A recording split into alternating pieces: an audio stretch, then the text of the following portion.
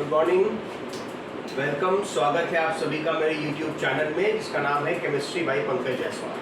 मैं पंकज जायसवाल आप लोगों को इस समय केमिकल बॉन्डिंग आप लोगों के साथ में डिस्कस कर रहा था। केमिकल बॉन्डिंग में मैंने आप पिछले वीडियो में जो हम लोगों ने टॉपिक डिस्कस किया वो था valence bond theory. Valence bond theory में हमने समझा कि किस तरह ऑर्बिटल्स की ओवरलैपिंग होती है, किस तरह से सिंगल कोवलेंट बॉन्ड बनते हैं, कैसे डबल कोवलेंट बॉन्ड बनते हैं, कैसे ट्रिपल कोवलेंट बॉन्ड बनते हैं। उसमें हमने डिस्कस किया तो हमने देखा कि ऑर्बिटल की ओवरलैपिंग के बेसिस पे अगर हम बात करें तो एटॉमिक ऑर्बिटल जब ओवरलैप करते हैं तो दो तरह के कोवलेंट बॉन्ड बनाते हैं, एक सिग्मा बॉन्ड और दूसरा पाई बॉन्ड। तो सिग्मा बॉन्ड और पाई बॉन्ड हम लोगों ने डिस्कस किया। हमने आपको बताया था कि सिग्मा बॉन्ड ऑर्बिटल्स की एक्सियल ओवरलैपिंग से बनता है, जबकि पाई बॉन्ड ऑर्बिटल्स की लैटरल ओवरलैपिंग से बनता है। सिग्मा बॉन्ड स्ट्रॉन्गर बॉन्ड है ना, स्ट्रॉन्ग बॉन्ड है क्योंकि एक्सियल सामने सामने ओवरलैपिंग हुई है, ओवरलैपिंग का एक्सटेंट ज़्यादा है, जबकि लैटरल ओवरलैपिंग में ओवरलैपिंग का एक्सटेंट काफ़ी कम है, जिस वजह से पाई बॉन्ड थोड़ा comparatively sigma bond weaker bond है। हम लोगों ने ये भी डिस्कस किया कि किस तरह से हम किसी मॉलिक्यूल में number of sigma bonds, number of pi bonds कैसे कैलकुलेट करेंगे। इसके लिए एक तरीका बताया था मैंने कि आप अगर सिंगल बॉन्ड है तो उसमें एक सिग्मा बॉन्ड होगा, डबल बॉन्ड है, दो बॉन्ड है तो एक सिग्मा एक पाई होगा, और ट्रिपल बॉन्ड है तो एक सिग्मा के साथ दो पाई है ना। ऑर्गेनिक कंपाउंड्स में कुछ एक चीज़ आप ध्यान रखिए कि ऑर्गेनिक कंपाउंड्स में अगर कार्बन चारों तरफ से सिंगल बॉन्डेड है, कार्बन चारों तरफ से सिंगल बॉन्डेड है तो 1 2 3 4 तो हाइब्रिडाइजेशन sp3 होगा, और कार्बन अगर एक तरफ से भी डबल बॉन्डेड है ना, contains only one double bond, तो इसका मतलब कार्बन का हाइब्रिडाइजेशन sp2 होगा। और अगर कार्बन एक तरफ से ट्रिपल बॉन्डेड है तो हाइब्रिडाइजेशन sp होगा, और इसी तरह से अगर कार्बन दोनों तरफ से डबल बॉन्डेड है तो भी हाइब्रिडाइजेशन sp होगा। तो ये अगर आप ध्यान रखेंगे तो आपको हाइब्रिडाइजेशन ऑर्गेनिक कंपाउंड्स में डिटरमाइन करने में दिक्कत नहीं होगी। तो आइए अब बात करते हैं, अगले टॉपिक पे चलते हैं जिसका नाम है हाइब्रिडाइजेशन, और इस कॉन्सेप्ट से हम मॉलिक्यूलर ज्योमेट्री या मॉलिक्यूलर स्ट्रक्चर को समझने की कोशिश करते हैं। तो next topic is hybridisation. What is hybridisation? Hybridisation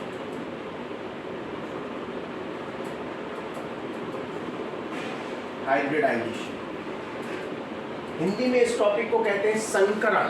क्या कहते हैं? संकरण। जो हिंदी मीडियम के स्टूडेंट हैं उनके लिए थोड़ा सा हम इसी तरह डिक्टेट करते चलेंगे, बताते चलेंगे, आप लोग समझने की कोशिश करिए। तो हाइब्रिडाइजेशन क्या कंसेप्ट है, इसके लिए एक छोटा सा एग्जाम्पल लेते हैं। अगर हम कार्बन की बात करें तो कार्बन का electronic configuration 1s2, excited state में ड्रॉ करें तो 2s1, 2px1, 2py1 and 2pz1 in excited state. Okay, तो ये कार्बन के पास 4 अनपेयर्ड इलेक्ट्रॉन है इन 4 ऑर्बिटल्स, है ना, in 1s orbital and in 3p orbitals. Valence shell के s ऑर्बिटल में एक अनपेयर्ड इलेक्ट्रॉन है और उसी वैलेंस शेल के p ऑर्बिटल में 3 अनपेयर्ड इलेक्ट्रॉन है। तो ये 4 ऑर्बिटल हाफ फिल्ड है। तो ये चारों ऑर्बिटल वैलेंस बॉन्ड थ्योरी की बात मान के चले तो ये चारों ऑर्बिटल जब बॉन्डिंग करने जाएंगे तो चारों ओवरलैपिंग करेंगे। सपोज दैट बॉन्डिंग के लिए हाइड्रोजन अवेलेबल है, तो हाइड्रोजन के पास 1s1 होता है, तो ये 2s1 1s1 से ओवरलैपिंग करेगा, ये दूसरे हाइड्रोजन के 1s1 से ओवरलैपिंग करेगा, ये तीसरे हाइड्रोजन के 1s1 से ओवरलैपिंग करेगा, ये चौथे हाइड्रोजन के 1s1 से ओवरलैपिंग करेगा। तो यहाँ पे आप देखें तो ये ss ओवरलैपिंग है, ss ओवरलैपिंग है, और बाकी जो 3 हैं दिस इज sp ओवरलैपिंग। सारी ओवरलैपिंग एक्सियल है, बॉन्ड स्ट्रॉन्गर होंगे, लेकिन हमने आपको बताया था कि ऑर्बिटल का साइज जैसे जैसे बड़ा होता जाता है ओवरलैपिंग का एक्सटेंट कम होता जाता है, और ओवरलैपिंग का एक्सटेंट कम होगा तो बॉन्ड कमजोर बनेंगे, बॉन्ड वीकर बनेंगे। जितना ज़्यादा ओवरलैपिंग होगी उतना स्ट्रॉन्गर बॉन्ड बनेगा, जितना ओवरलैपिंग का एक्सटेंट घटता जाएगा उतना कमजोर, उतना वीकर बॉन्ड बनता जाएगा। तो यहाँ पे देखिए एसएस ओवरलैपिंग में एस ऑर्बिटल दोनों छोटे साइज के हैं, जबकि एसपी ओवरलैपिंग में एस ऑर्बिटल छोटे साइज का है, जबकि पी ऑर्बिटल थोड़ा सा कंपैरेटिवली बड़े साइज का है। तो यहाँ पर ओवरलैपिंग का एक्सटेंट कम होगा according to valence bond theory, और यहाँ पे ओवरलैपिंग का एक्सटेंट ज़्यादा होगा। तो यहाँ पर बॉन्ड स्ट्रॉन्ग बनेगा, मतलब कार्बन ने जो 4 बॉन्ड बनाए विद हाइड्रोजन, उसमें से एक बॉन्ड एसएस ओवरलैपिंग की वजह से बना, और जो एसएस ओवरलैपिंग की वजह से बना वो स्ट्रॉन्गर होना चाहिए, और बाकी तीनों की स्ट्रेंथ सेम होनी चाहिए, बाकी तीनों की जो मजबूती है वो बराबर होनी चाहिए, है ना, क्योंकि ये एसपी ओवरलैपिंग की वजह से बना है। लेकिन जब एग्जामिन किया जाता है कि बॉन्ड की स्ट्रेंथ को एग्जामिन किया गया, तो ये देखा गया कि कोई भी 4 में से कोई भी बॉन्ड बहुत ना तो स्ट्रॉन्ग है ना तो वीक है, चारों की स्ट्रेंथ सेम है, मतलब चारों एक जैसे मजबूत है। ये कैसे हो सकता है? जबकि ओवरलैपिंग वैलेंस बॉन्ड थ्योरी को हमने फॉलो किया तो उसमें एक बॉन्ड को स्ट्रॉन्ग और 3 बॉन्ड को थोड़ा सा वीक होना चाहिए, लेकिन यहाँ पे तो कुछ और ही रिजल्ट मिल रहा हमें देखने को, है ना। तो इस वजह से इस ओवरलैपिंग के पहले इन भाई अगर ये जो 4 ऑर्बिटल ओवरलैपिंग में पार्टिसिपेट कर रहे हैं, अगर ये चारों ऑर्बिटल सेम साइज के होते, सेम एनर्जी के होते, तो बराबर बराबर ओवरलैपिंग करते, तो चारों की स्ट्रेंथ सेम होती। तो इसमें यहाँ पर एक हाइपोथेटिकल कंसेप्ट यूज किया गया, हाइब्रिडाइजेशन। यहाँ पर हाइब्रिडाइजेशन को इंट्रोड्यूस किया गया, ये बताया गया क्या है हाइब्रिडाइजेशन, है ना। ये समझिए ऐसे कंसेप्ट है कि इसमें हाइब्रिडाइजेशन में ऐसे एटॉमिक ऑर्बिटल की बात कर रहा हूँ, ऐसे एटॉमिक ऑर्बिटल जिनकी एनर्जी या तो बिल्कुल सेम है, 2px 2py 2pz, exactly same energy, जिनकी एनर्जी या तो बिल्कुल सेम है या जिनकी एनर्जी एप्रोप्रिएट है, मतलब कि जो है बहुत थोड़ा सा, बहुत एनर्जी में गैप बहुत ज़्यादा ना हो, एनर्जी लगभग सेम हो। तो ऐसे ऑर्बिटल्स जिनकी एनर्जी एग्जैक्टली सेम हो, या ऐसे ऑर्बिटल्स जिनकी एनर्जी अप्रॉक्सीमेटली सेम हो, वो ऑर्बिटल्स आपस में इंटरमिक्स हो जाते हैं। क्या हो जाते हैं? आपस में इंटरमिक्स हो जाते हैं, उनकी एनर्जी आपस में इंटरमिक्स हो जाती है, और इंटरमिक्सिंग के बाद वो जितने ऑर्बिटल इंटरमिक्स हुए हैं उतने ही न्यू ऑर्बिटल्स का फॉर्मेशन करते हैं, और सभी ऑर्बिटल्स में एनर्जी बराबर बराबर डिस्ट्रीब्यूट होती है। मतलब समझ में आया?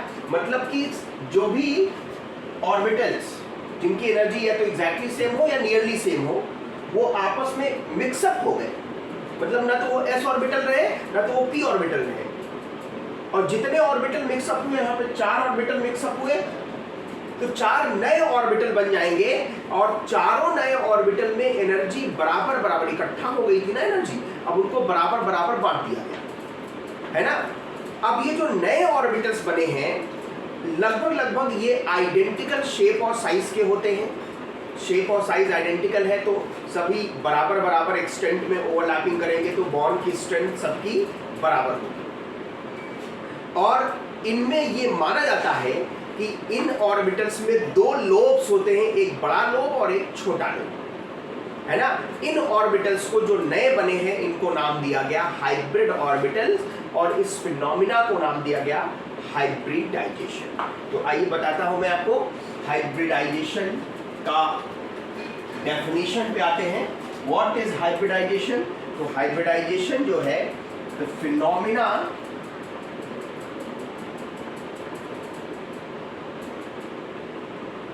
in which atomic orbitals of equal or nearly equal energy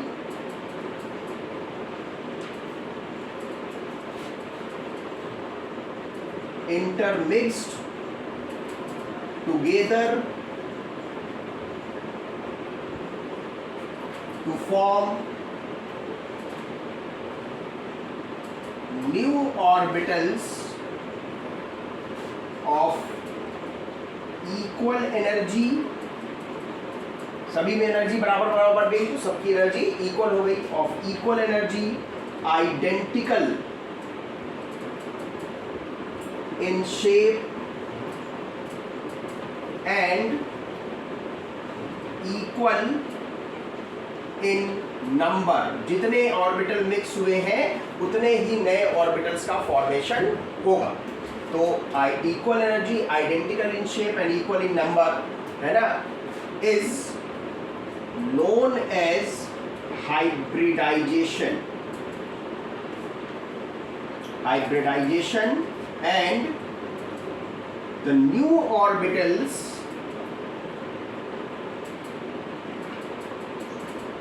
formed are called hybrid orbitals। Hybrid orbitals कहते हैं, है ना, जो नए ऑर्बिटल्स बनेंगे उनका नाम दिया गया hybrid orbital.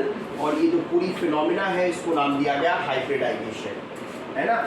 Hybrid orbital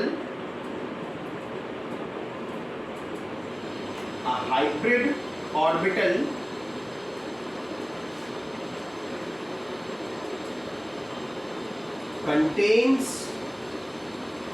two lobes,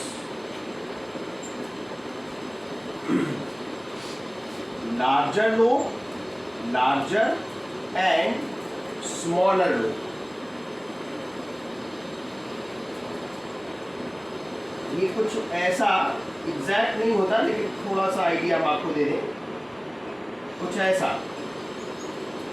ये लार्जर लोब और ये स्मॉलर लोब। तो ये हाइब्रिड ऑर्बिटल ऐसे लगभग दिखाई देते हैं। नोट करिए इसको। तो आगे बताता हूं मैं आपको कि हाइब्रिडाइजेशन के लिए रूल्स क्या क्या होने चाहिए, है ना। रूल्स पे डिस्कशन करते हैं।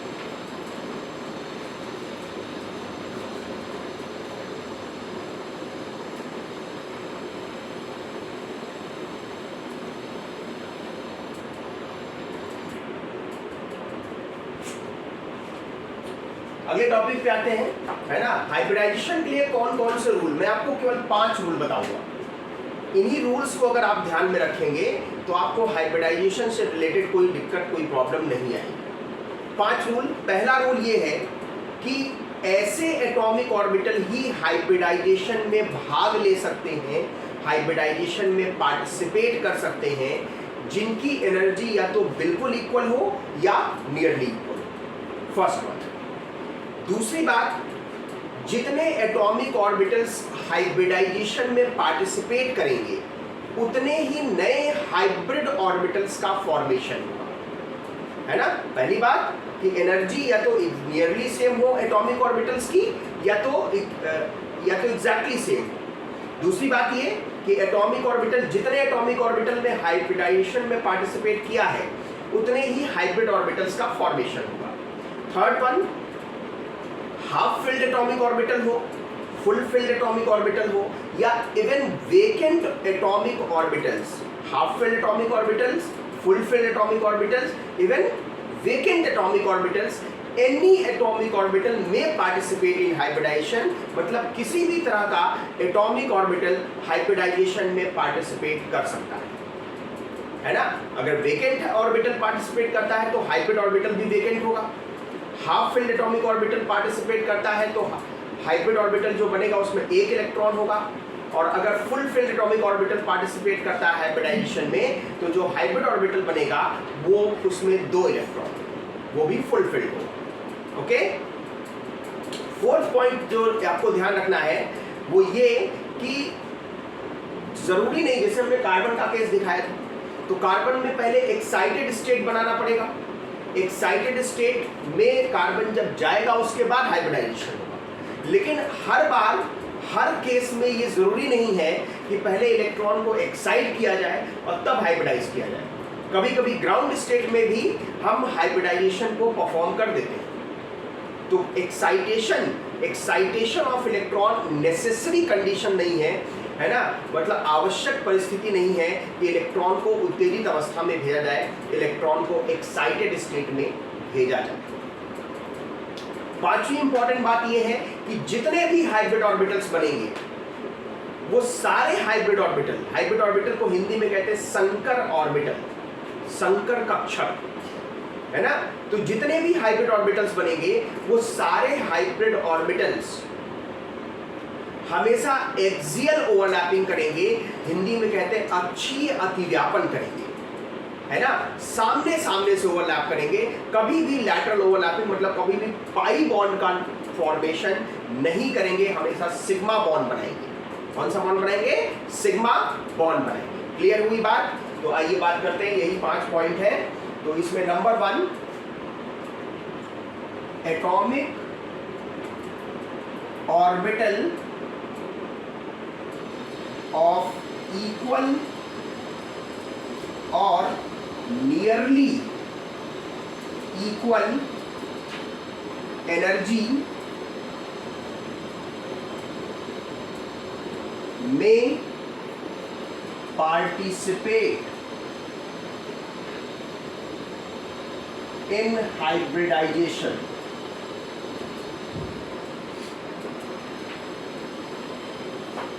क्लियरली सारे पॉइंट्स नोट करके मैं दे रहा हूं आपको, अपने नोट्स बनाने हैं।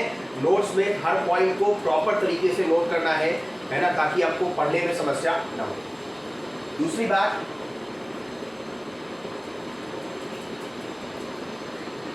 The number of hybrid orbitals form is always equal to number of atomic orbitals which participate in hybridization।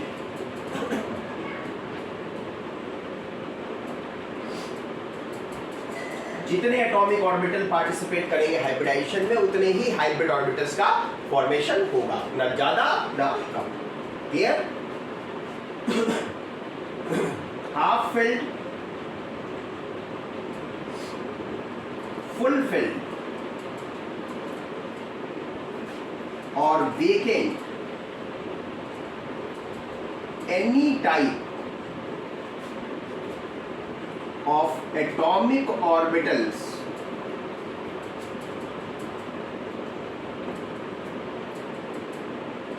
may participate in hybridization।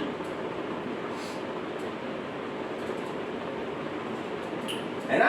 Half field atomic orbital हो या फुल फील्ड एटॉमिक ऑर्बिटल हो या खाली atomic orbital हो, भरा हुआ बिल्कुल एक भी इलेक्ट्रॉन ना हो, किसी भी टाइप का एटॉमिक ऑर्बिटल हाइब्रिडाइजेशन में पार्टिसिपेट कर सकता है, हाइब्रिडाइजेशन में भाग ले सकता है। ठीक है। Number 4,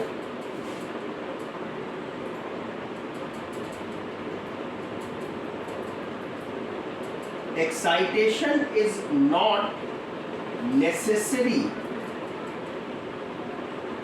condition for hybridisation.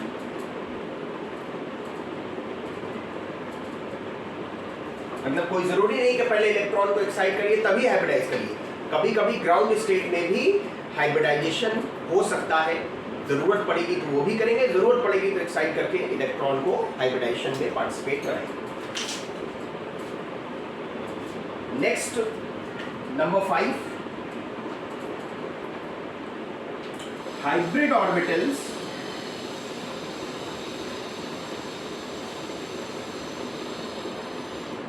always form sigma bond। हमेशा ये क्या करते हैं, सिग्मा बॉन्ड का फॉर्मेशन करते हैं, कभी भी पाई बॉन्ड का फॉर्मेशन ये नहीं करते। ठीक है, नोट करिए, ये इंपॉर्टेंट पॉइंट्स हैं, ये की पॉइंट्स हैं फॉर हाइब्रिडाइजेशन। ये 5 रूल हैं, 5 रूल याद रखेंगे तो आपको हाइब्रिडाइजेशन में कोई समस्या नहीं आएगी। जैसा जैसा मैं बताता जाऊँ वैसा वैसा आप फॉलो करते जाइए, है ना। कोई डाउट हो तो कमेंट बॉक्स में जाके कमेंट करिए, नोट करिए।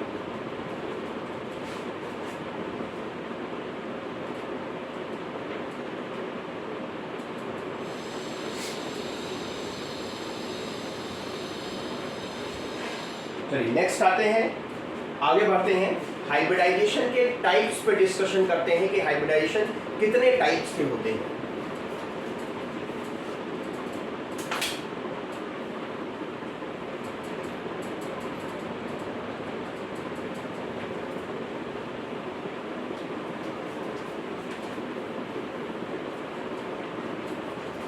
Types of hybridisation.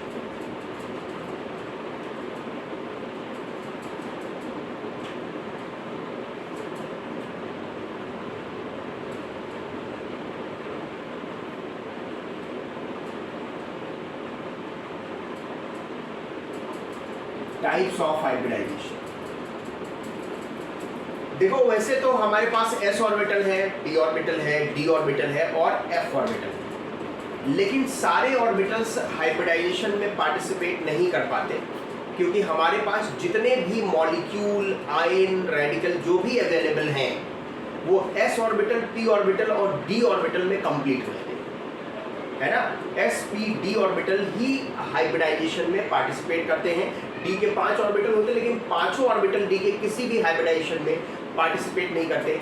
d के मैक्सिमम 3 ऑर्बिटल हाइब्रिडाइजेशन में पार्टिसिपेट करते हैं। हालांकि पांचों d ऑर्बिटल्स का हम यूज कर सकते हैं, है ना। किसी हाइब्रिडाइजेशन में dz² यूज कर लिया, किसी में dz² के साथ dx² - y² यूज कर लिया, किसी हाइब्रिडाइजेशन में dxy, dyz, dxz यूज कर लिया, लेकिन पांचों को एक साथ एक ही हाइब्रिडाइजेशन में यूज नहीं करते, है ना। ये ध्यान रखना है। तो हाइब्रिडाइजेशन के टाइप्स की बात करें तो पहला हाइब्रिडाइजेशन है sp हाइब्रिडाइजेशन। पहले मैं यहाँ टाइप्स लिख देता हूँ। दूसरा है sp2। अब एक ऑर्बिटल p, s का एक ही ऑर्बिटल होता है, p का पहला ऑर्बिटल यूज किया, p यहाँ पे एक ऑर्बिटल p का यूज हुआ है पहले वाले में, वो आप px भी यूज कर सकते हैं, py भी यूज कर सकते हैं, pz भी यूज कर सकते हैं। इसमें p के 2 ऑर्बिटल यूज हुए हैं, या तो px के साथ py यूज कर लीजिए, या py के साथ pz यूज कर लीजिए, या pz के साथ px यूज कर लीजिए। तो sp2 हाइब्रिडाइजेशन। तीसरा है sp3, मतलब कि तीनों p ऑर्बिटल यूज कर लीजिए। एक और हाइब्रिडाइजेशन है, इसमें हम आपको चौथा इन्वॉल्व करके दिखा रहे हैं, हालांकि इसका ज़रा ज़रूरत आपको क्लास 12th में पड़ेगा, क्लास 12th में, क्योंकि ये कॉम्प्लेक्सेस में पाया जाता है ये हाइब्रिडाइजेशन। और ये है dsp2। ये d ऑर्बिटल पहले लिखने का मतलब है कि d ऑर्बिटल हमेशा जब भी पहले लिखा जाएगा s और p के पहले, तो d ऑर्बिटल पेनल्टीमेट शेल का होगा और s और p ऑर्बिटल वैलेंस शेल के होंगे, है ना। यहाँ पे सभी, यहाँ पे देखिए s ऑर्बिटल वैलेंस शेल का, p ऑर्बिटल वैलेंस, इन तीनों में s और p ऑर्बिटल वैलेंस शेल से बिलोंग करते हैं। इसमें भी s और p ऑर्बिटल वैलेंस शेल से बिलोंग करते हैं, लेकिन d ऑर्बिटल पेनल्टीमेट शेल से, यानी कि वैलेंस शेल के अंदर वाले शेल से बिलोंग करता है। सपोज दैट अगर s और p ऑर्बिटल 4th शेल के हैं तो d ऑर्बिटल 3rd शेल का होगा। पांचवा हाइब्रिडाइजेशन है sp3 के आगे चलते हैं, ये एक्सेप्शनल हाइब्रिडाइजेशन है। sp3 के आगे आएगा, आगे आ गया d hybridisation, sp3 d2 hybridisation और sp3 d3 हाइब्रिडाइजेशन। इनमें आपको मैंने बताया खास बात इन तीनों में क्या है, s and p orbitals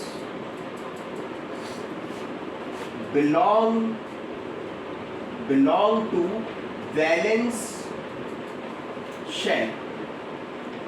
valence shell से बिलोंग करेंगे। इस वाले में s and p orbital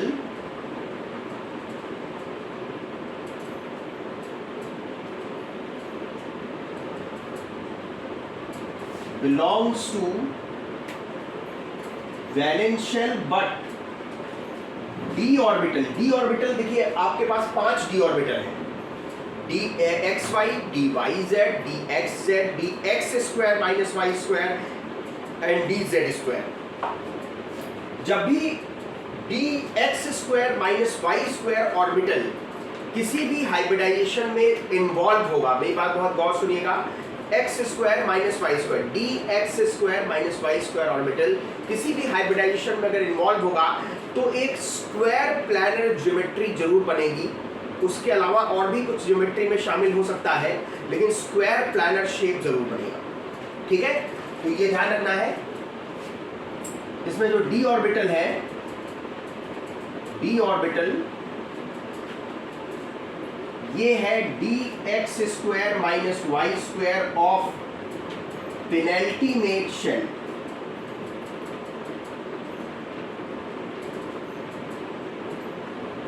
penultimate shell का है, पेनल्टीमेट शेल का और कौन सा है, D x square minus Y square है। इस वाले में अगर बात करें sp3d में, तो s हमेशा s और p ऑर्बिटल वैलेंस शेल से बिलोंग करते हैं, और उसके बाद d लिखा है तो d भी वैलेंस शेल से बिलोंग करेगा।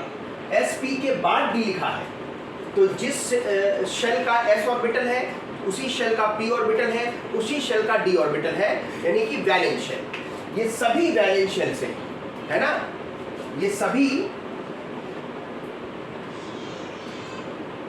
s p and d orbitals belongs to valence shell। लेकिन इसमें देखिए जो d ऑर्बिटल यूज हुआ है ये dz स्क्वायर यूज हुआ है, यहां पे दो d ऑर्बिटल यूज हुए हैं, तो एक है D x square minus Y square and D Z square, और यहाँ पे 3 डी ऑर्बिटल यूज हुए हैं, तो ये है D x Y, D Y z and d x z. ये ऑर्बिटल अगर आपको क्लियर नहीं है तो मैं आपको एक बार बता दूं कि जैसे डी एक्स वाई है, डी वाई जेड है, डी एक्स जेड है, तो डी ऑर्बिटल डंबल शेप होता है, 2 डंबल होते हैं, डबल डंबल शेप होता है ना। तो इसमें x और y का मतलब है कि दोनों डंबल x और y प्लेन में होंगे, इसका मतलब y और z प्लेन में होंगे, यहाँ x और z प्लेन में होंगे, but dumbbells are not lie on the axis.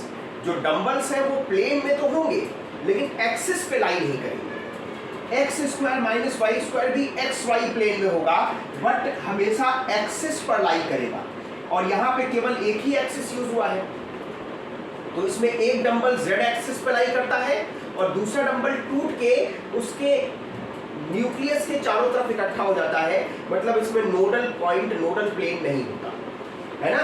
तो ये इनके ऑर्बिटल्स के शेप हैं। अब जब हम हाइब्रिडाइजेशन एक एक करके बात करेंगे तो इस जब भी आएंगे तो हम एक बार शेप आपको क्लियर कर दूंगा, नोट कर लीजिए इसको, तो फिर से आगे बात।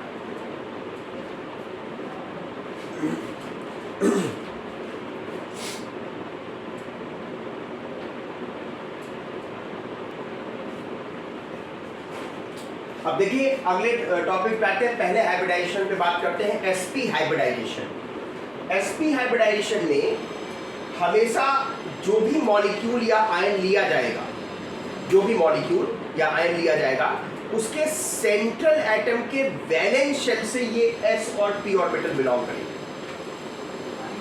मॉलिक्यूल के या आयन के सेंट्रल एटम के वैलेंस शेल, जो सेंटर में एटम होगा, सेंट्रल एटम के वैलेंस शेल से एक s ऑर्बिटल और एक p ऑर्बिटल इंटरमिक्स होकर के दो नए ऑर्बिटल्स बनाते हैं, दो नए हाइब्रिड ऑर्बिटल्स बनाते हैं जिनकी एनर्जी इक्वल होगी, आइडेंटिकल शेप के होंगे, है ना।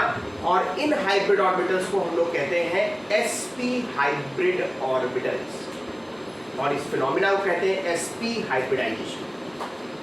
तो देखिए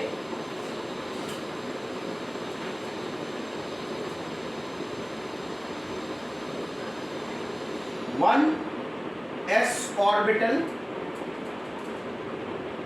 and 1 p orbital. p orbital कोई भी, px, py, pz कोई भी, यहां मैं लिख दे रहा हूं px और py और pz. 1 s orbital and 1 p orbital of valence shell of central atom of a molecule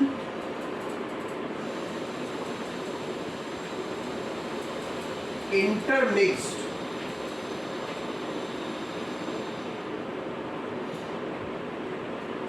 together to form two new hybrid orbitals of equal energy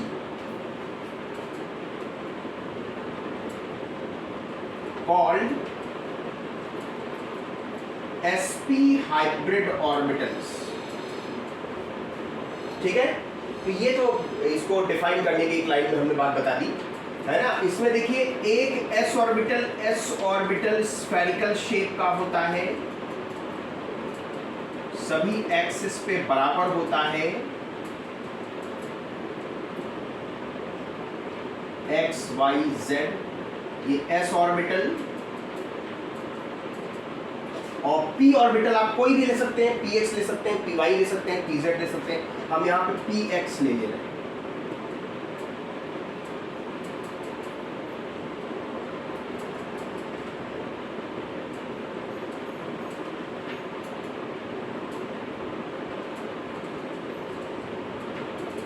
px orbital है ये.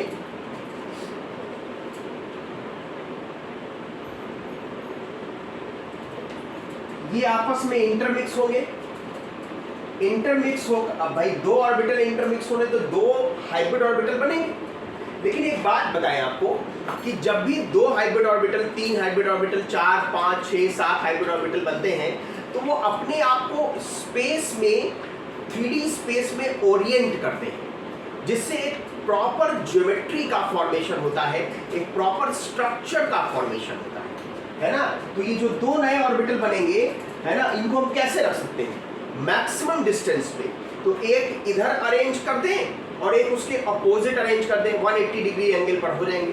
तो सभी मैक्सिमम डिस्टेंस पे भी आ जाएंगे और काम भी बन जाएगा.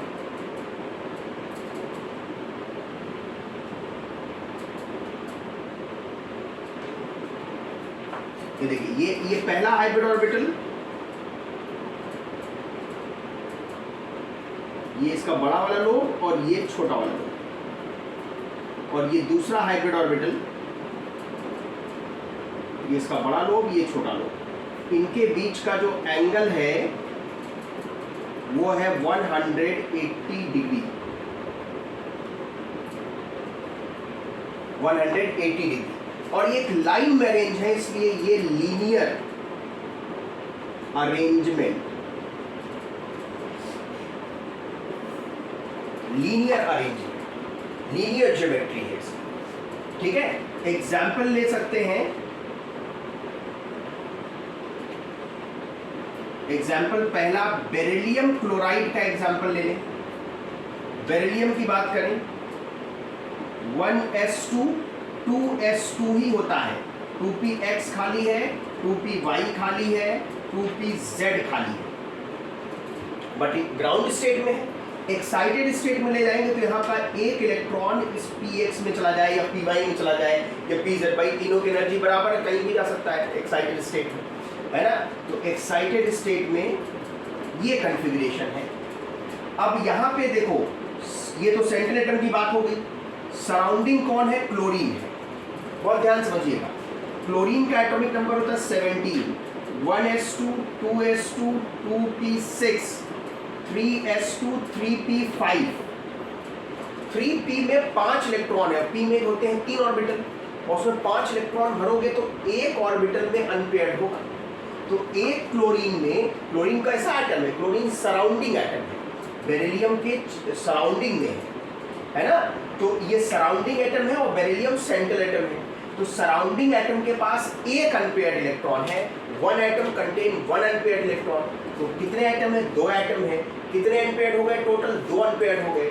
तो सेंट्रल एटम में भी दो अनपेयर्ड होने चाहिए, इसीलिए हमने इसको एक्साइट किया और दो अनपेयर्ड इलेक्ट्रॉन क्रिएट कर दिए। अब देखिए, जब एक एटम, एक सराउंडिंग एटम के पास एक ही अनपेयर्ड हो, भाई एक के पास एक ही अनपेयर्ड है ना, दो के पास दो अनपेयर्ड हो गए।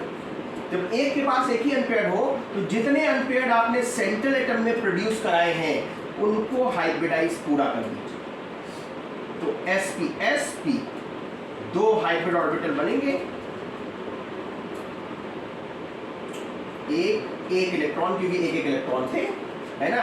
ये है sp2 हाइब्रिड ऑर्बिटल, ये भी sp2 हाइब्रिड ऑर्बिटल। ऐसे अरेंज होंगे, एक इलेक्ट्रॉन इधर होगा, एक इलेक्ट्रॉन इधर। मैं बना के दिखाता हूं आपको।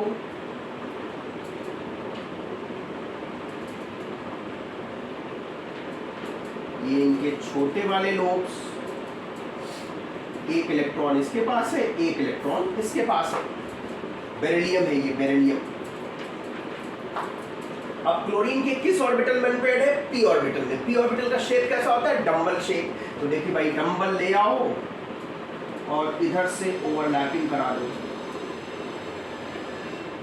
एक क्लोरीन, एक डंबल, एक क्लोरीन, ये हो गया पेयर्ड। दूसरा डंबल आया दूसरे क्लोरीन से, ये भी हो गया पेयर्ड। तो कैसी ओवरलैपिंग हुई, एक्सियल ओवरलैपिंग हुई, सामने सामने से। कौन सा बॉन्ड बनेगा, सिग्मा बॉन्ड बनेगा। तो ये देखें, एक क्लोरीन बेरिलियम के साथ सिंगल बॉन्ड, बेरिलियम दूसरे क्लोरीन के साथ सिंगल बॉन्ड, एक लाइन में अरेंज हो गए 180 डिग्री लीनियर ज्योमेट्री।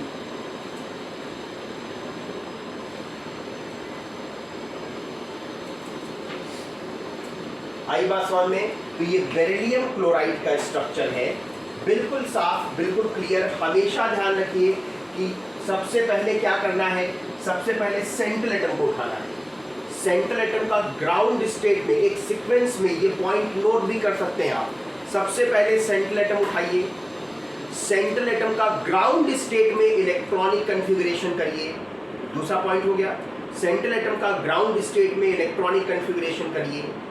तीसरा पॉइंट क्या करना है आपको, तीसरा पॉइंट ये इनऑर्गेनिक कंपाउंड्स का बता रहा हूं मैं। सारे इनऑर्गेनिक कंपाउंड में इससे सेटिस्फाई होकर सारे स्ट्रक्चर बन जाएंगे। ग्राउंड स्टेट में इलेक्ट्रॉनिक कन्फिगरेशन कर लिया। तीसरा पॉइंट, सेंट्रल एटम में number of unpaired electron count करिए। सेंट्रल एटम में number of unpaired electron count करिए। चौथा पॉइंट, सराउंडिंग में number of unpaired electron count करिए। Total number of unpaired electron in surrounding. अब total number of unpaired electron in surrounding और central atom के unpaired electron को match करिए, बराबर है, नहीं बराबर है तो सेंट्रल एटम में उतने अनपेयर्ड इलेक्ट्रॉन क्रिएट करिए जितने की सराउंडिंग में अनपेयर्ड इलेक्ट्रॉन है। ठीक है। अब अगर सराउंडिंग एटम में एक अनपेयर्ड इलेक्ट्रॉन है, एक atom, one atom contain one electron, one unpaired electron, है ना। तो जितने भी अनपेयर्ड सेंट्रल में है, जहां तक है वहां तक सब हाइब्रिडाइज कर दीजिए। ठीक है। और उसके साथ ओवरलैपिंग करा के स्ट्रक्चर बना लीजिए। हाइब्रिडाइजेशन भी प्रोटेक्ट हो गया, स्ट्रक्चर भी प्रोटेक्ट हो गया। अल्टीमेटली सारे ज्योमेट्री, सारे स्ट्रक्चर आपको याद रखने पड़ेंगे, है ना। तो वो जब हम सब डिस्कस कर लेंगे तो अपने आप सब याद हो जाएगा। ठीक है, नोट करिए इसको पहले।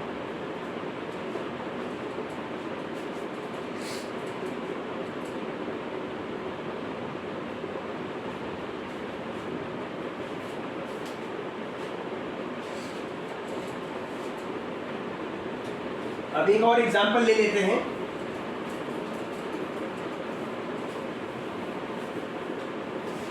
एक एग्जांपल ऑर्गेनिक कंपाउंड ले लेते हैं, दूसरा एग्जांपल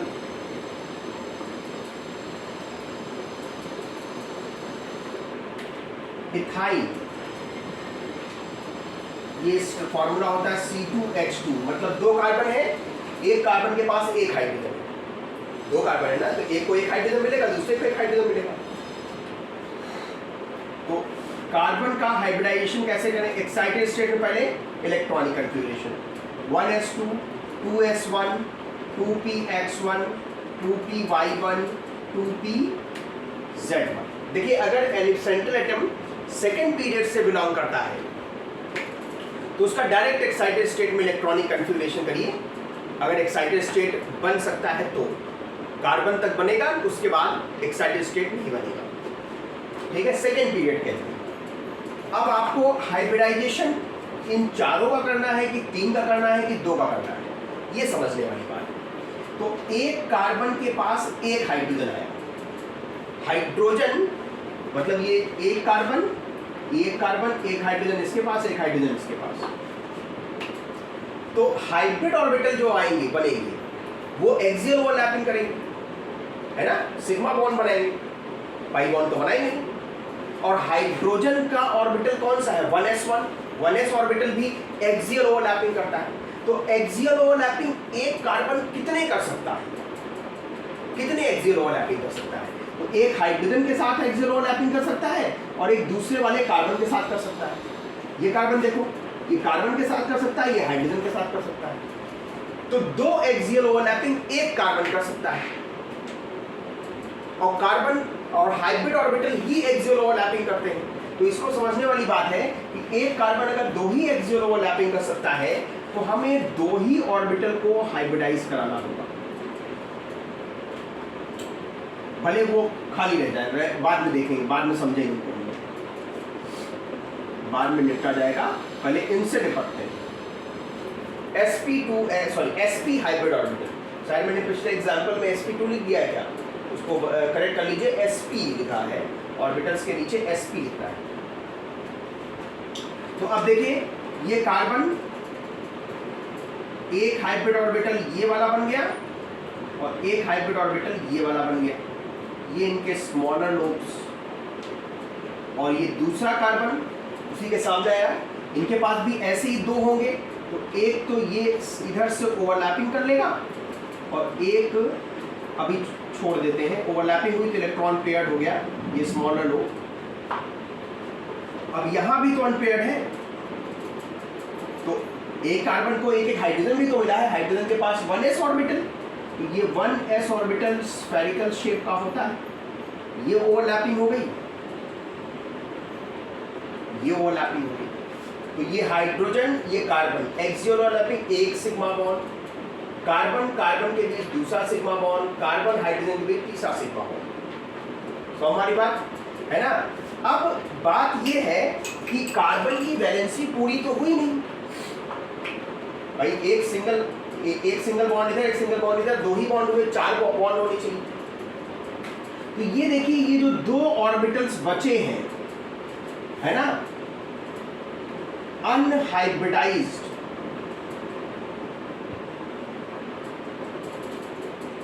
p ऑर्बिटल्स हैं ये, और एक y एक्सिस पे है और एक z एक्सिस पे है, मतलब बोथ आर परपेंडिकुलर, है ना। p orbitals perpendicular to each other as well as perpendicular to the hybrid orbitals। ये जो हाइब्रिड ऑर्बिटल आप देख रहे हो, इस कार्बन के पास 2, इस कार्बन के पास 2, ये एक मान लो x एक्सिस पे सारे हैं, एक्सियल ओवरलैपिंग कर रहे हैं, तो सारे एक लाइन में आएंगे, तो सारे हाइब्रिड ऑर्बिटल x एक्सिस पे हैं। तो इसका जो py ऑर्बिटल है ये y एक्सिस पे होगा, डंबल, ऐसे ही यहाँ भी y एक्सिस पे एक डंबल होगा, और एक z एक्सिस पे तो बाहर और पीछे, बाहर पीछे तो बना नहीं पाएंगे, हमारी इतनी हिम्मत ही नहीं कि हम बना सके बाहर और पीछे, हम 2D स्ट्रक्चर पे डिपेंड कर रहे हैं, और यहाँ बात हो रही है 3D स्ट्रक्चर की, है ना, तो हर चीज को विजुअलाइज करना पड़ेगा। तो यहाँ पे देखिए ये वाला इसके पैरेलल है, और हमने आपको बताया था कि लैटरल ओवरलैपिंग का कंसेप्ट क्या है, कि लैटरल ओवरलैपिंग पैरेलल ऑर्बिटल्स के बीच होती है। तो ये इससे लैटरल ओवरलैपिंग करेगा, एक पाई बॉन्ड बना,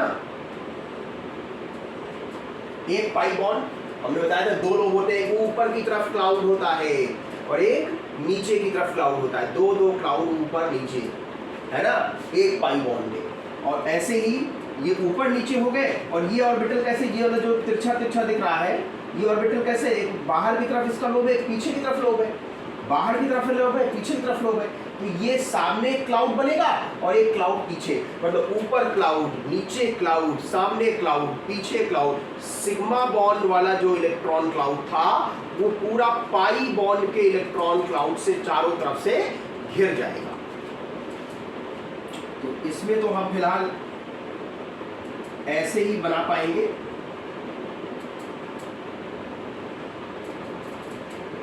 ये या इसको कुछ ऐसा बनाने की कोशिश कर सकते हैं। ये सिग्मा बॉन्ड, ये देखिए एक क्लाउड, दो क्लाउड, ये हो गया एक ऊपर नीचे, एक सामने पीछे, तो इसी में बनाने की कोशिश करते हैं।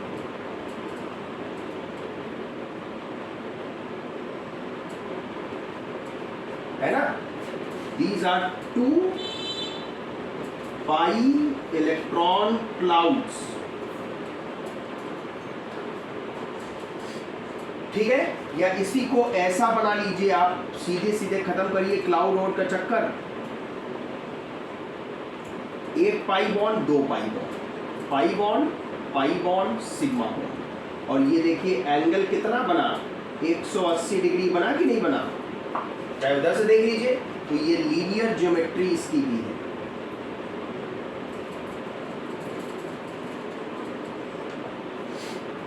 बोलो क्लियर है। इसी तरह से देखिए, अगर एक चीज मैं यहां पे नोट करके मार्क कर दूं कि अगर क्यूमुलेटेड सिस्टम है, क्यूमुलेटेड सिस्टम का मतलब समझिए कि जैसे ये कार्बन है, ये पाई बॉन्ड, फिर पाई बॉन्ड, फिर पाई बॉन्ड, फिर पाई बॉन्ड, फिर पाई बॉन्ड, ऐसे बनाते चले जाइए, है ना। इस तरह का कोई सिस्टम है तो इसमें जो adjacent pi bonds are in perpendicular plane, अगल बगल के पाई बॉन्ड परपेंडिकुलर होते हैं एक दूसरे के, है ना, but alternate pi bonds are in same plane.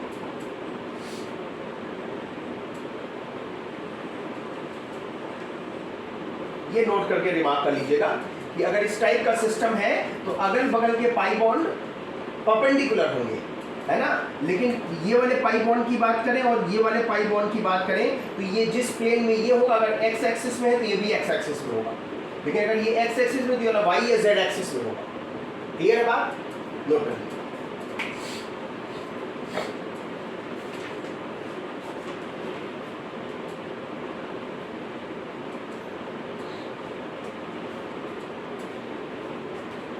चलिए अगले पे आते हैं, sp2 हाइब्रिडाइजेशन की बात करते हैं। हम इसी में करेक्शन करके काम चला लेंगे। 1s ऑर्बिटल एंड 1 की जगह पर 2p ऑर्बिटल।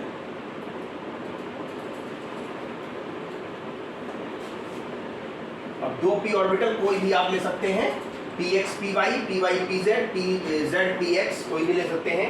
और valence of central atom of a molecule intermix together to form अब दो p ऑर्बिटल और एक s ऑर्बिटल पार्टिसिपेट कर रहे हैं, तो बनेंगे कितने, 3 बनेंगे भाई। 3 न्यू ऑर्बिटल्स बनेंगे, हाइब्रिड ऑर्बिटल बनेंगे, जिनको नाम दिया जाएगा sp2 हाइब्रिड ऑर्बिटल्स। ओके, अब आइए देखिए बात करते हैं इसको एक्सप्लेन करने की।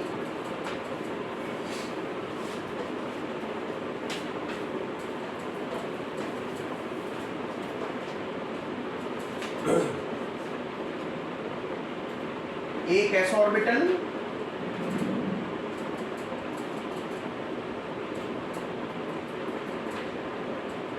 s ऑर्बिटल, अब एक हम ले लेते हैं px,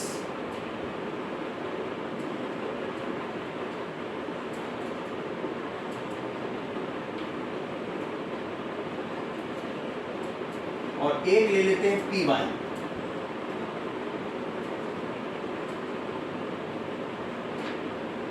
एक्स प्लेन में बना दिया, एक को वाई प्लेन में बना दिया। ये 3 इंटरमिक्स हुए तो 3 नए बन गए। अब 3 नए बन गए, 2 नए बने थे एसपी में, तो हमने एक अपोजिट अरेंज करके 180 डिग्री पर अरेंज कर लिया, लीनियर अरेंजमेंट बना लिया। लेकिन अब 3 बनेंगे तो 3 अभी तक 2 डायमेंशन स्ट्रक्चर में ही अभी भी काम चल जाएगा। इन तीनों ऑर्बिटल को अगर एक इक्विलैटरल ट्रायंगल के, समबाहु त्रिभुज के तीनों कोनों की तरफ लगा दें तो सबके बीच बराबर बराबर एंगल होगा, 120 डिग्री 120 डिग्री 120 डिग्री, बन गया काम।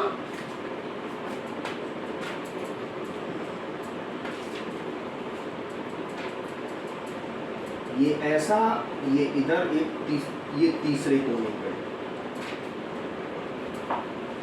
थोड़ा ऊपर नीचे है, लेकिन काम चला सकते हो आप लोग। लेकिन समझने के लिए, लेकिन आपको ध्यान ये रखना है कि तीनों इक्विलैटरल ट्रायंगल के तीनों कॉर्नर की तरफ होंगे। तो एंगल जो है, सारे एंगल, कोई भी एंगल आप मेजर करो 120 डिग्री आएगा। इस अरेंजमेंट को कहते हैं ट्राइगोनल प्लैनर। प्लैनर इसलिए कि एक ही सेम प्लेन में बना है, 2D स्ट्रक्चर है arrangement. Trigonal planar arrangement. Okay, जैसे अब एग्जाम्पल पे आते हैं। एग्जाम्पल्स पे आते हैं।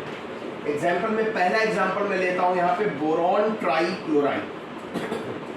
बोरॉन ट्राइक्लोराइड, तो बोरॉन की बात करें, क्लोरीन तो हमें पता है, पिछले एग्जाम्पल में हमने लिया था बेरिलियम क्लोराइड के साथ।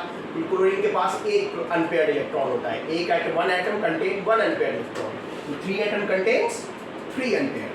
सराउंडिंग में 3 अनपेयर्ड है, इसमें कोई डाउट नहीं है। सेंटर में देख लेते हैं, 1s2 2s2 2px1 2py और 2pz आपके खाली है। लेकिन हम इसको एक्साइटेड, क्योंकि 3 अनपेयर्ड की जरूरत है ना हमको, सराउंडिंग में 3 अनपेयर्ड है, तो सेंटर में भी 3 अनपेयर्ड होने चाहिए। तो एक ही अनपेयर्ड है, तो हम ये क्या करेंगे, इसको एक्साइटेड स्टेट में ले जाएंगे। अब एक एटम के पास एक अनपेयर्ड है, तो जितने अनपेयर्ड प्रोड्यूस हुए सबको हाइब्रिडाइज कर देंगे, sp2 sp1 p2।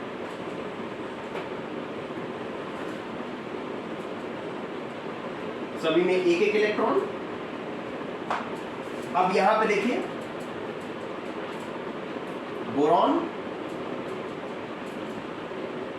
एक हाइब्रिड ऑर्बिटल, दूसरा हाइब्रिड ऑर्बिटल, तीसरा हाइब्रिड ऑर्बिटल। इनके छोटे वाले लोग भी बना ले।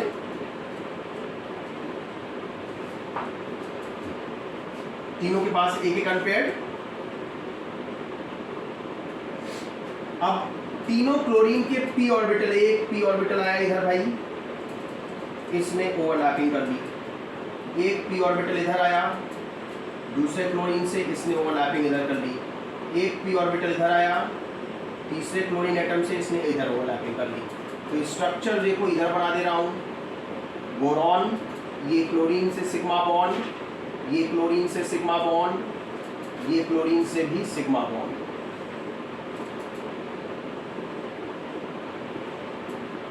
वन 120 डिग्री,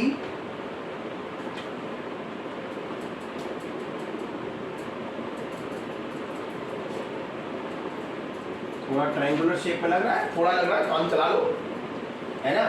एग्जैक्टली तो फिर कॉम्पस चाहिए और स्केल वगैरह चाहिए, तो उससे एग्जैक्टली बन जाएगा, है ना। लेकिन इसी से हमारा काम चल रहा है, तो ट्राइगोनल प्लानर ज्योमेट्री। ओके, दूसरा एग्जांपल लेते हैं। इसको नोट कर लीजिए पहले। नोट क्या है, स्क्रीनशॉट ले सकते हैं आप लोग अगर आपके पास, क्योंकि हमें अगर आपको नोट करने के लिए टाइम देंगे तो कम से कम आप 10 मिनट लगाओगे नोट करने में। स्क्रीनशॉट ले लीजिए, बाद में नोट करिएगा। दूसरे एग्जांपल की तरफ आते हैं।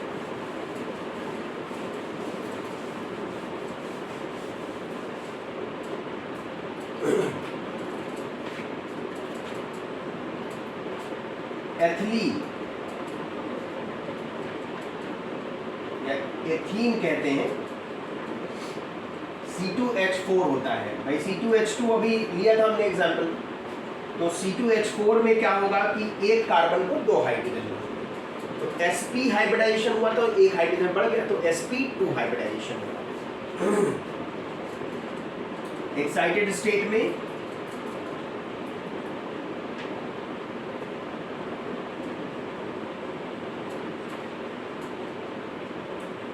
ये 3 ऑर्बिटल हाइब्रिडाइज कराइए।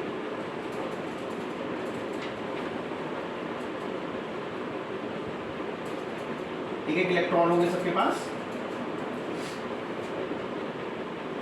तो कार्बन एक हाइब्रिड ऑर्बिटल ये इधर बना दिया, एक हाइब्रिड ऑर्बिटल इधर बना दिया, एक हाइब्रिड ऑर्बिटल इधर बना दिया।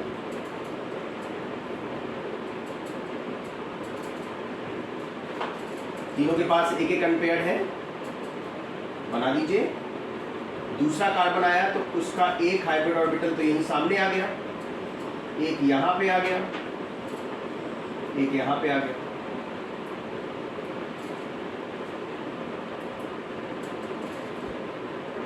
ये पेयर्ड हो गया। अब ये जो 2 अनपेयर्ड बचे, 4 हाइड्रोजन है हमारे पास।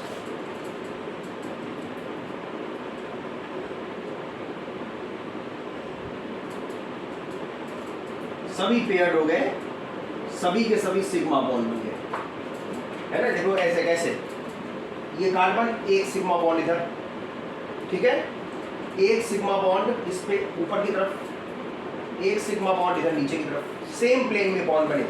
इधर से इधर दूसरा कार्बन, ये सामने सिग्मा बॉन्ड, एक उधर सिग्मा बॉन्ड, एक इधर। तो सभी के सभी 6 बॉन्ड जो बने, 6 का है, एक hydrogen, 2 hydrogen, 3 hydrogen, 4 hydrogen, 5 bond जो बने, 5 सिग्मा बॉन्ड, ये एक प्लेन में है, सेम प्लेन में है।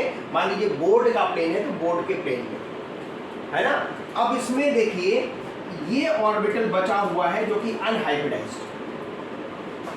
तो अनहाइब्रिडाइज्ड पी ऑर्बिटल कैसे होगा? प्लेन से परपेंडिकुलर होगा, एक बाहर की तरफ, एक पीछे की तरफ। अब बाहर पीछे हम तो बना नहीं सकते, हमारे हाथ बंधे हुए हैं, क्योंकि हमारे पास तो 2D स्ट्रक्चर बनाने की ही व्यवस्था है। पेन कॉपी पे हम वही कर सकते हैं, है ना। तो हम 2D स्ट्रक्चर में ही समझेंगे, विजुलाइज करेंगे। तो ये आप आपस में करेंगे लैटरल ओवरलैपिंग। या देखिए ये कार्बन, ये हाइड्रोजन, ये हाइड्रोजन, ये कार्बन, यहाँ पे हाइड्रोजन, यहाँ पे हाइड्रोजन, ये एक ही पाई बॉन्ड बना है, एक ही इलेक्ट्रॉन क्लाउड है। या इसी को ऐसे बना लें, हाइड्रोजन कार्बन हाइड्रोजन, यहाँ पे double bond hydrogen hydrogen. Angle वही है जो आपने देखा है, एंगल पे कोई फर्क नहीं पड़ेगा भाई। 120 डिग्री यानी ट्राइगोनल प्लैनर ज्योमेट्री है। इनको ट्राइगोनल दिखा भी सकते हैं बना करके, ये ट्राइगोनल प्लैनर शेप बन गया। आई बात समझ में? तो ये बात हुई sp2 हाइब्रिडाइजेशन। नेक्स्ट आइए बात करते हैं sp3 हाइब्रिडाइजेशन। नोट करिए इसको।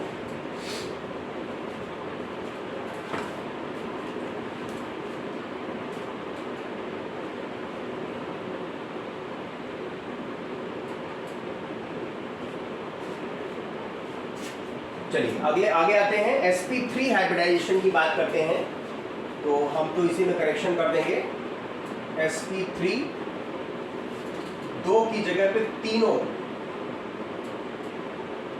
p ऑर्बिटल वैलेंस शेल के सेंट्रल एटम के मॉलिक्यूल के इंटरमिक्स टुगेदर टू फॉर्म अब नाउ 4 न्यू ऑर्बिटल्स बनेंगे। 4 new orbitals of equal energy and identical in shape called sp3 hybrid orbitals. sp3 hybrid orbitals. आइए देखिए, अब बाकी बातें समझ में आ गई हैं। बस जैसे हमने यहाँ पे s बनाया था, p बनाया था, है ना, तो ऐसे ही s ऑर्बिटल बनाना है और तीनों p ऑर्बिटल ले लेना है, px पर भी, py भी, pz भी। 4 नए ऑर्बिटल बनेंगे। तो अब 4 नए ऑर्बिटल को अगर 2D स्ट्रक्चर में अरेंज करेंगे, 2 डायमेंशनल स्ट्रक्चर में, तो 1 2 3 4 90 डिग्री पे आ जाएंगे। और 90 डिग्री पर इलेक्ट्रॉन जब भरोगे तो उनके बीच रिपल्शन होने लगेगा। इसीलिए स्ट्रक्चर 2D नहीं बनता, बल्कि यहाँ से स्ट्रक्चर 3 डायमेंशनल होता है। तो इसका स्ट्रक्चर कैसे, एक 4 हाइब्रिड ऑर्बिटल है, एक हाइब्रिड ऑर्बिटल ऊपर की तरफ, अब 109.5 डिग्री पर दूसरा हाइब्रिड ऑर्बिटल उसी प्लेन में इधर की तरफ, फिर 109.5 डिग्री पर तीसरा हाइब्रिड ऑर्बिटल ये बाहर की तरफ, और फिर 109.5 डिग्री एंगल पर चौथा हाइब्रिड ऑर्बिटल उसी एंगल पर पीछे की तरफ। तो ये हो गई, इसे कहते हैं टेट्राहेड्रल ज्योमेट्री, है ना। कौन सी ज्योमेट्री, टेट्राहेड्रल ज्योमेट्री। ये ऐसा कुछ बनेगा, मैं आपको बना के दिखा दे रहा हूं। एक hybrid orbital, 2 hybrid orbital, 3 hybrid orbital, और ये पीछे वाला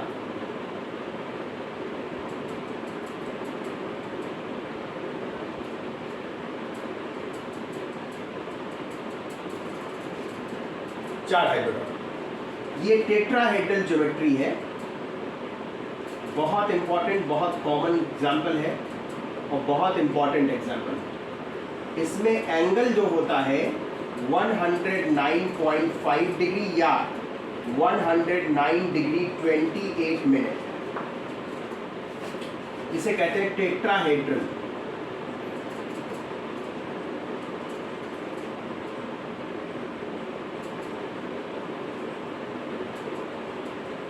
टेट्राहेड्रल अरेंजमेंट, ठीक है।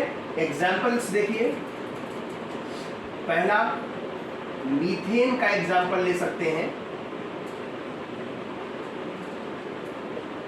Carbon 1s2 2s1 2px1 2py1 2pz1 सभी के सभी हाइब्रिडाइज हो जाएंगे, क्योंकि 4 हाइड्रोजन है, मतलब 4 अनपेयर्ड इलेक्ट्रॉन है। तो 4 नए ऑर्बिटल्स बनेंगे, सब में सिंगल सिंगल इलेक्ट्रॉन रहेंगे। अब ये देखिए, ये carbon, 1 hybrid orbital, 2 hybrid orbital, 3 hybrid orbital, 4 hybrid. अब ये सभी में अनपेयर्ड इलेक्ट्रॉन है।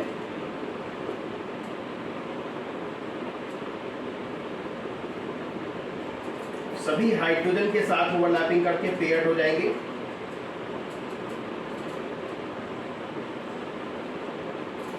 ठीक है, इसका स्ट्रक्चर ऐसा समझ लें।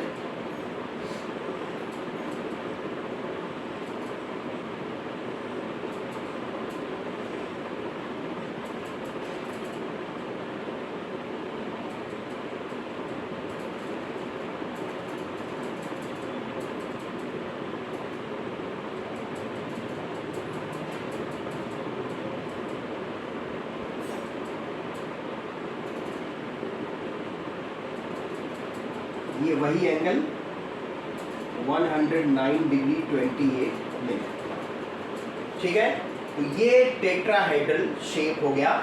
इसी से रिलेटेड एक एग्जांपल आपको मैं दे रहा हूं, इथेन का एग्जांपल आप बनाएंगे सब लोग, C2H6। ये क्वेश्चन है, इसका स्ट्रक्चर आप बनाएंगे। कोई डाउट होगा तो पूछेंगे, नेक्स्ट क्लास में मैं पहले इसका स्ट्रक्चर डिस्कस कर दूंगा, उसके बाद हम अगले हाइब्रिडाइजेशन पे आएंगे, sp3d, sp3d2 एंड sp3d3। तो मिलते हैं अगली क्लास में, है ना। एक इम्पॉर्टेंट सूचना आपको, जैसा कि मैं हर वीडियो में आपको देता हूँ, कि अगर आपने चैनल को सब्सक्राइब नहीं किया है तो प्लीज़ सब्सक्राइब करिए। रेड बटन नीचे आपको सब्सक्राइब कर दिख रहा होगा, उसको दबाइए, बेल आइकन पे प्रेस करिए, ऑल नोटिफिकेशन, ताकि आपको आने वाले वीडियोस के नोटिफिकेशन समय समय से उपलब्ध होते रहें और आपकी पढ़ाई कंटिन्यूटी के साथ चलती रहे। तो मिलते हैं अगली क्लास में, हाइब्रिडाइजेशन के नए प्रकारों पे, नए टाइप्स पे डिस्कशन करेंगे अगली क्लास में। तब तक के लिए सब लोगों का बहुत बहुत धन्यवाद।